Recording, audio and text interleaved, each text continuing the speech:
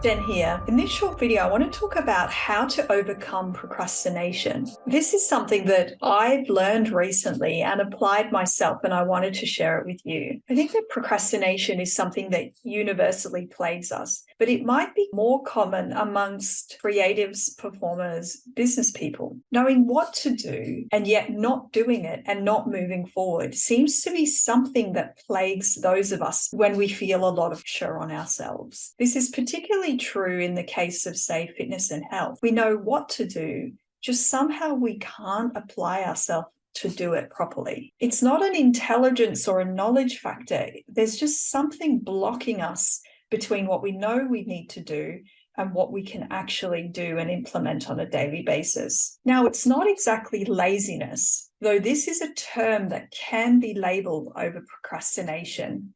And I think it's quite unfair. We can berate ourselves and feel, I'm just being so lazy right now. However, I think a deeper understanding of what is happening when we are procrastinating can really help us out. Because often underlying the procrastination are deeper cognitive and emotional factors, such as fear, self-doubt, and other things that are just dragging us down and pulling us back from doing the thing that we know what to do, and we know that we want to do it. Now, quite a significant recent realization for me about procrastination is that I simply cannot move forward or progress if I'm holding too many things in my head at one time. So let me explain what I mean by that. So not so long ago, I took a short course on how to build a YouTube channel. This exact YouTube channel. I watched the whole course, which was hours and hours of video training content in about 2 days straight. I understood it all perfectly. However, when it came to start creating the videos, I became absolutely stuck. I found myself avoiding it, procrastinating, and not doing the first steps. The thing I realized is because I'd consumed so much content, there was literally 100 steps towards creating a great video. Firstly is an idea, then there's a script, then there's filming it, then there's editing it, then there's uploading it, then there's thumbnailing it, then there's SEOing it. So there's all these separate steps that are required to create a YouTube video. The first step that the tutor recommended in the program was to write everything down, just to map it out, just brainstorm it. I'd literally layered on hours and hours of content, one on top of the other, and it was all just sandwiched in my brain. What I had to do was go back through the content and just write everything out. I processed it into notes with bullets and steps. The second piece of advice that the tutor gave was to break it into chunks of work. And in fact, to batch tasks so that you don't need to switch your brain between one activity to another. So for example, we might ideate 5 or 10 ideas for 5 or 10 different YouTube videos. Then I might, on one day, write the scripts for several different YouTube videos. On another day, film several different YouTube videos. At a different time, edit the different videos, and so on and so forth. By batching those activities, I didn't need to switch between doing one thing, then the next thing, and then the next thing, which were all very different in nature and required different types of focus and different types of expertise. The third piece of advice that the tutor gave is just to commit to the process. And by that, he meant just get started. He advised that we make 100 videos before we even start to agonize over whether those videos are any good. Because probably the first 30 videos are going to be pretty much rubbish. But in the doing of it, get used to the idea of creating an idea, a script, filming, editing, uploading, moving on to the next one.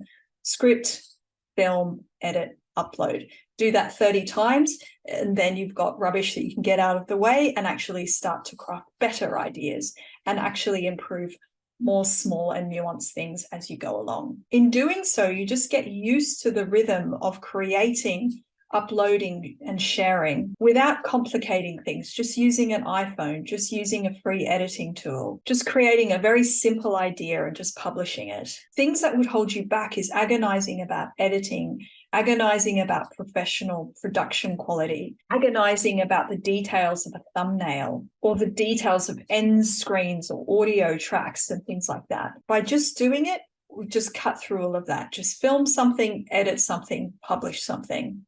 move on. By doing it again and again and again, we move through the point of pain of anything that's new about that process. You just become comfortable with the process. Become comfortable with the first step, second step, third step, fourth step, and releasing any attachment to it actually being any good.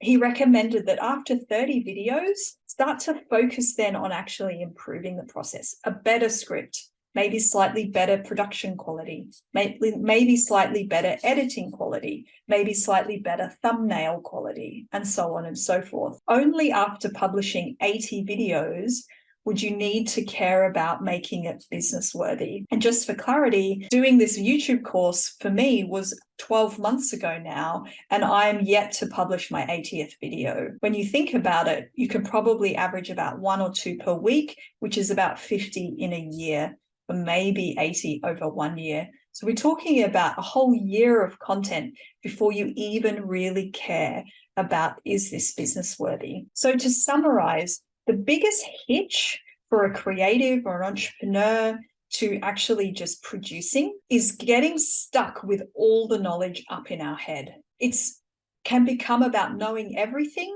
and not being able to do anything, because we can't just do it simply. Doing something basic daily is far better than doing something brilliant as a once-off. So in essence, the secret that I've learned to overcoming procrastination is just do something, do it basic, do it badly, do it again and again until it becomes comfortable. Once you have a comfortable routine of just doing something daily, only then think about adding flourishes and touches and complexity. So ultimately, to beat procrastination, just simplify and do regularly. All right, that brings me to the end of the video. I hope you found it helpful, and I look forward to seeing you in the next video.